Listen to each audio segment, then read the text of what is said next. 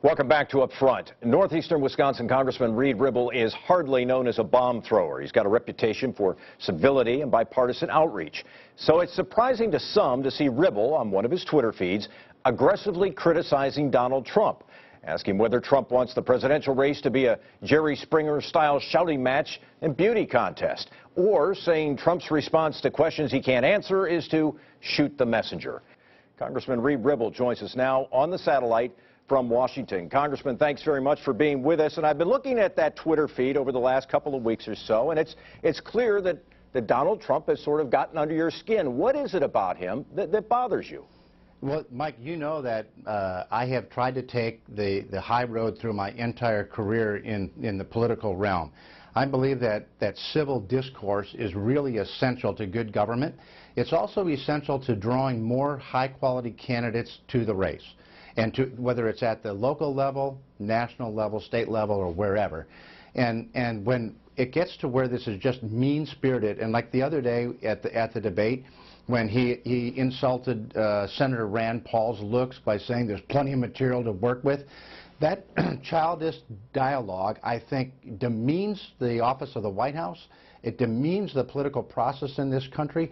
We should have a debate on the issues, not on eighth-grade theatrics. We had the chairman of the RNC, Reince Priebus, on this show a few weeks ago, and I asked him about Donald Trump, and he said, you know what? He's tapped into an anger that exists in America right now. He's brought an energy to the party.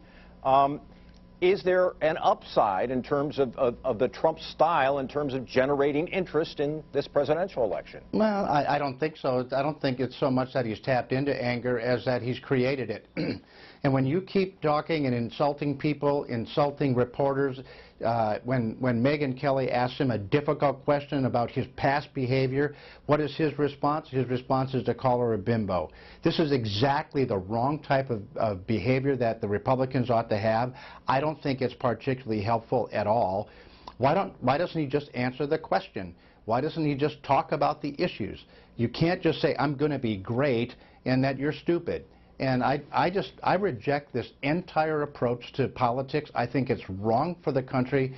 And one of the things, the reason I went to Twitter to try to generate some interest is because I wanted to have this national discussion. The discussion that you and I are having right now about civil discourse is something that really is important to me, and I think it's important to our political system.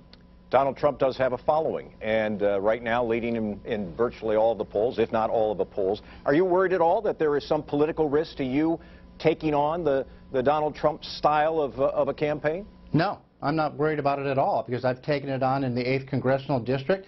I don't think we have to get into the gutter to actually talk about things. You know, Mark Pocan is one of the most progressive members of the House of Representatives. I'm one of the most conservative, and yet Mark and I are actually pretty good friends. We have a tendency to challenge each other. We talk to each other about issues, but I respect Mark and he respects me. And when there is respect between people, walls go down and discussion increases. When you're insulting people, walls go up and discussion stops. We need more discussion in this country, not less. And shouting down people, yelling at people, calling people names is not how we get to solve the big problems of the day.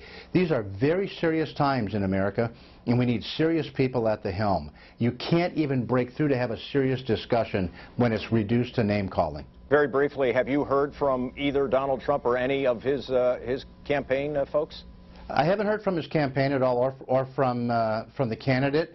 I don't really expect to. By the way, I have heard from some of his angry followers, and that's to be expected. I mean, people do get passionate about what they believe, you know. And I've had many of his followers tweet back at me that they like him because he's a truth teller, and my response is, oh, really?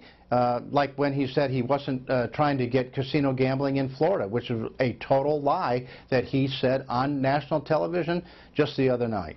There's been talk about whether or not your House Speaker, John Boehner, should stay in that job. Some people talking about making a change. How do you feel about that? I support the Speaker. Listen, you can't run against the Speaker with no one. The Speaker of the House holds the chair that's second in line to the White House after the Vice President.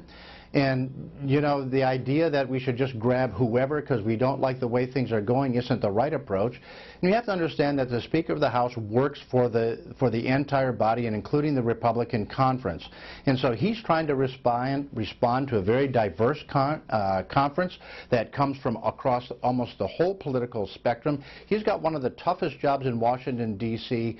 He's got a lot of different ideas coming at him all the time. I don't think that changing the Speaker of the House is going to change the results in the House at all. Congressman Reed Ribble, the Republican congressman from northeastern Wisconsin, we appreciate your time. Thanks very much for being with us today.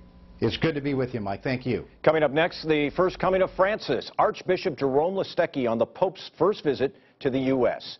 And remember, for political news and information throughout the week, you can follow me at Mike Boucher on Twitter.